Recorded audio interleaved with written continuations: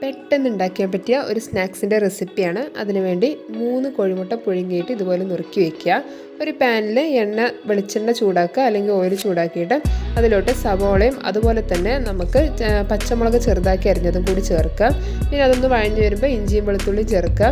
പിന്നെ ആവശ്യത്തിനുള്ള മസാലപ്പൊടികളും ചേർത്ത് കൊടുക്കുക. മുളക് പൊടി, മല്ലിപ്പൊടി, ഗരം മസാല, ഉപ്പ്, മഞ്ഞൾപ്പൊടി. ഇനി അതിലോട്ട് ചേർക്കുന്നത് ഞാൻ ഉരുളക്കിഴങ്ങ് ഓൾറെഡി വേവിച്ചിട്ട് ഒന്ന് സ്മാഷ് ചെയ്ത് വെച്ചിട്ടുണ്ടായി. അതും കൂടി ചേർത്തിട്ട് നന്നായി മിക്സ് ചെയ്യുക. ഒപ്പം തന്നെ നമ്മുടെ മുട്ടയും കൂടി ചേർക്കുക. പിന്നെ ലാസ്റ്റ് ഇത്തിരി മല്ലിയിലയും കൂടി ചേർത്ത് മാറ്റി വയ്ക്കുക.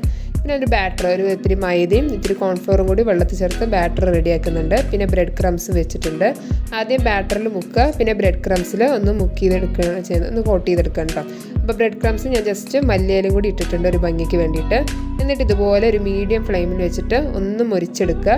അപ്പോൾ നമ്മൾ ഓൾറെഡി ഉള്ളൊക്കെ വെന്തുകൊണ്ട് കുറേ നേരം വെക്കുകയൊന്നും വേണ്ട, നല്ലോണം ആകുമ്പോൾ എടുക്കാം. ഇത്രയേ ഉള്ളൂ. അപ്പോൾ ബൈ ബൈ.